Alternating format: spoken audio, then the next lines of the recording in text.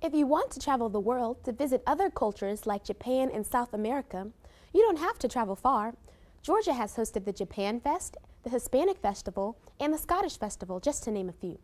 Sound of Youth had an opportunity to catch two festivals. Check out the highlights of these two events, celebrated with music, food, and rich culture.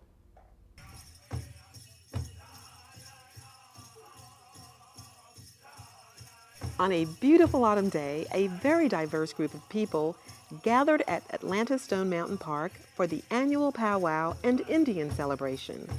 Well, this powwow is a gathering of different tribes from across the nation. We probably have well over 50 tribes here. And one of the biggest things about Native people is that they're all different.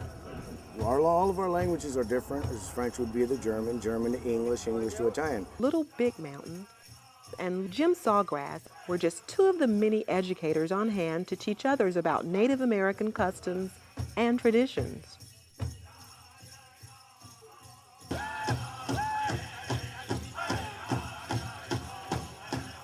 You know, we didn't walk up to each other and ask each other how. So we have events like this, you can walk up, ask them what tribe they are, myself being Comanche, and you can ask them how do you say hello in your language. We say Manawe.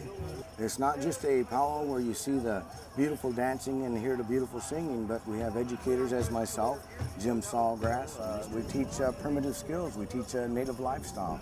So you can actually not only see the beauty of Native America, but also learn all the aspects of it as well. The festival also featured arts and crafts, delicious native foods, and the tradition of storytelling that thrilled the rather curious crowd called the art of communal teachings. Counting coup on the enemy. At one time, there was more honor in touching your enemy with a short stick than it would be by taking his life.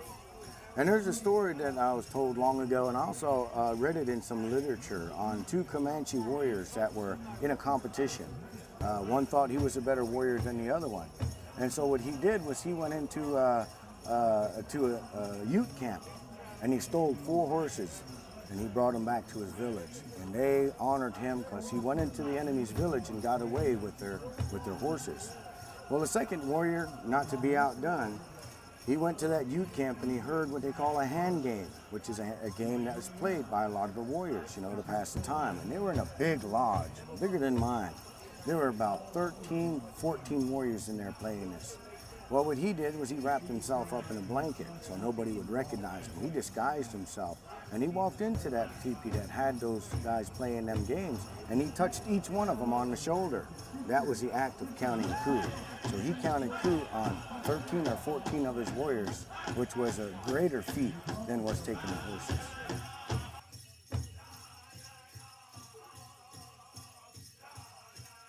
Most people know me as the voice of Pocahontas or as Mary Crow Dog from Jane Fonda's Lakota Woman Sija Wounded Knee. The heart of the story of Pocahontas, which was when she was 12 years old, she threw herself upon John Smith when the Powhatan people and the settlers were about ready to go to war.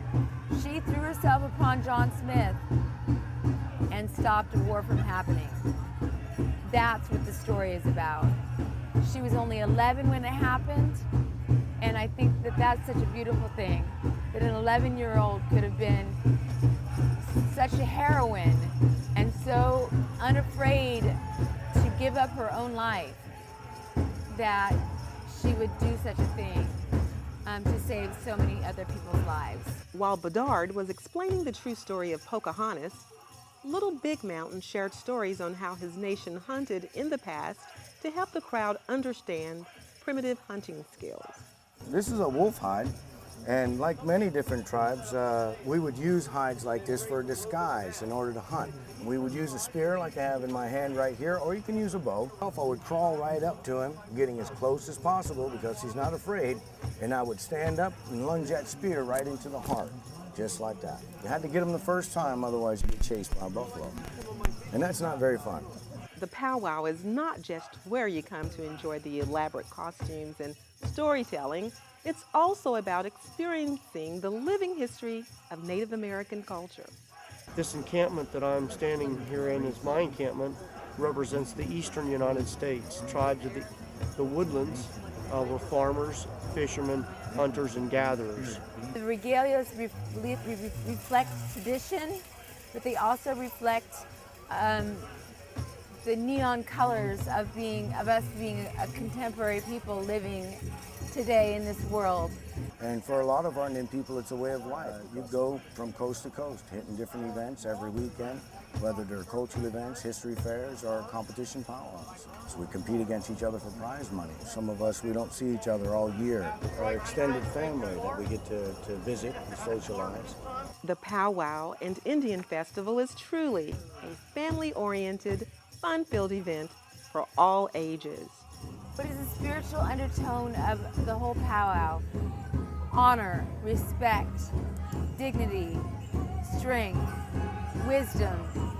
This festival helped me learn more about my culture, of my heritage.